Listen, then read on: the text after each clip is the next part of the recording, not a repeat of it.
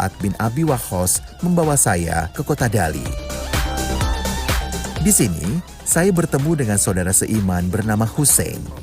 Hussein memiliki peternakan kuda di kota Dali. Hussein tahu benar bahwa berkuda adalah olahraga yang disunahkan oleh Nabi Muhammad SAW. Saudaraku, olahraga berkuda adalah dianjurkan dan merupakan sunnah Nabi ya dalam Islam. Masya Allah, tabarakallah. Dan sekarang saya mau cobain naik kudanya dulu ya. Bismillah. Mumpung lagi di rumah juragan kuda, saya pun tak menolak kesempatan saat diajak berkeliling sambil menunggang kuda. Saudaraku, berkuda dapat melatih kesabaran dan rasa tanggung jawab. Selain itu, berkuda juga melatih kekuatan fisik, mental, sekaligus menumbuhkan kepedulian terhadap makhluk hidup. Dahulu, Nabi Muhammad SAW memiliki beberapa kuda kesayangan. Kuda-kuda ini adalah simbol perjuangan dan keteguhan, mencerminkan kecintaan beliau pada hewan tunggangan. Dalam surat Ali Imran ayat 14, Allah berfirman, "Dijadikan indah pada pandangan manusia kecintaan kepada apa-apa yang diingini, yaitu wanita-wanita, anak-anak, harta yang banyak dari jenis emas, perak, kuda pilihan, binatang-binatang ternak, dan sawah ladang. Itulah kesenangan hidup di dunia, dan di sisi Allah lah tempat kembali yang baik, surga." Quran Surat Ali Imran ayat 14.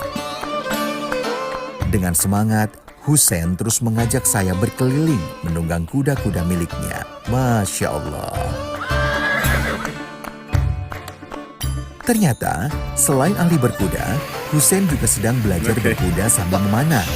Dan tanpa ragu, ia pun menunjukkannya ke saya. Masya Allah.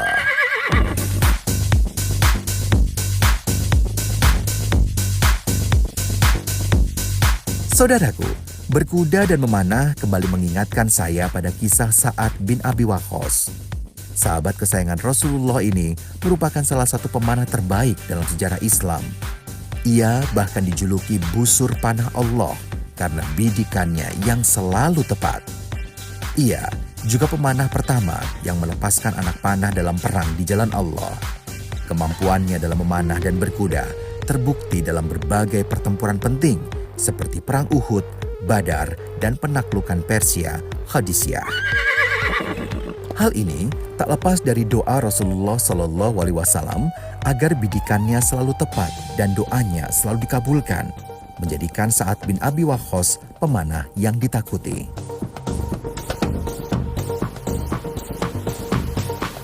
Setelah selesai berkuda, Hussein mengajak saya untuk bersantai sejenak dan beristirahat.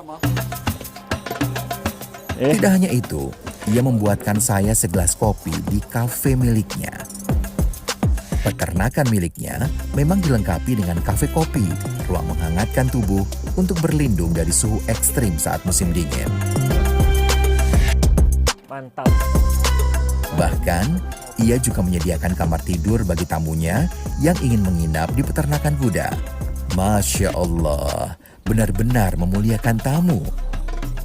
Saudaraku, Rasulullah SAW bersabda, "Barang siapa beriman kepada Allah dan hari akhir, hendaknya ia memuliakan tamunya dan menjamunya siang dan malam. Dan bertamu itu 3 hari, lebih dari itu adalah sedekah baginya. Tidak halal bagi tamu tinggal bermalam hingga ahli bait mengeluarkannya." Hadis riwayat Bukhari. Biasanya, orang-orang Tiongkok selalu mengawali jamuan dengan secangkir teh. Maka, nikmat Tuhanmu manakah yang kamu dustakan? Saudaraku, penggalan surat Ar-Rahman ini bahkan diulang sebanyak 31 kali sebagai bentuk pengingat dan tantangan bagi jin dan manusia atas melimpahnya nikmat Allah Subhanahu wa Ta'ala. Masya Allah.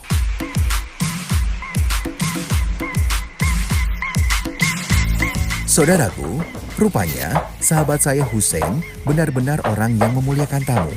Saat sudah senja pun, ia bahkan tidak mengizinkan saya pulang. Rupanya, diam-diam Hussein telah menyiapkan bahan masakan untuk jamuan makan malam.